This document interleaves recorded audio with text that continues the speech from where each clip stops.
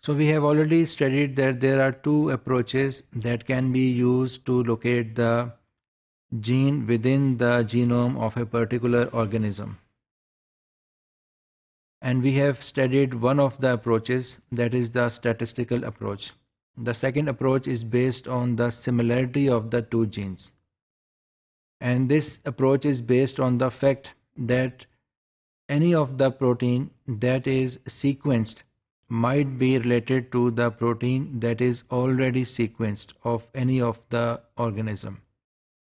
But the drawback of this approach is that we cannot use that approach because we have already seen that the structure of the genes, especially if there is a protein, we can do it, but if we are dealing with the genes, that we have seen that the structure of the genes, that is intron, exons and other structural organization of the genes, they are different in different organisms. So if the gene is sequenced and we cannot use that newly sequenced gene to compare with the already sequenced genes of the other organisms. And the example is that 99% of the human genes are almost similar to the genes of the mouse that is present in the genome.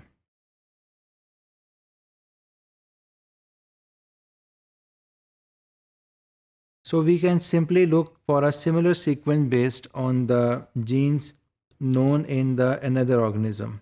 So in the previous strategy, in the statistical analysis, we search the specific regions that are present at the junction of the exons and introns.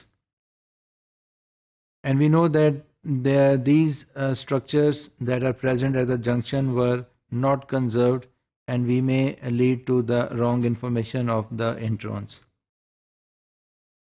So the common things that produce is that within the organism that the genes and in turn their proteins that are being produced in two different organisms, they are the same. But the structure, organization of the genes, they are different in different organisms.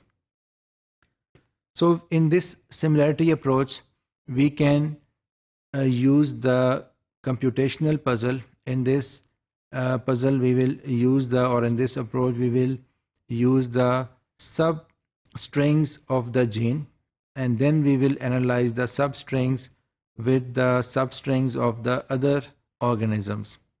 For example, if there is a gene in the human, we will first divide the gene into the exons, and we consider exon as a substring of the gene, and that substring will be compared with the substring of the same gene in the other organisms.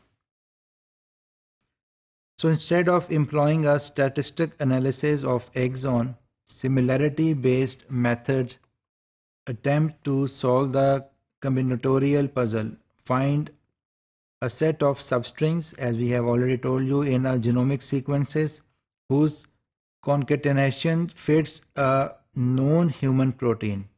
In this scenario, we suppose we know a human protein and we want to discover the exon structure of the related gene in the mouse genome.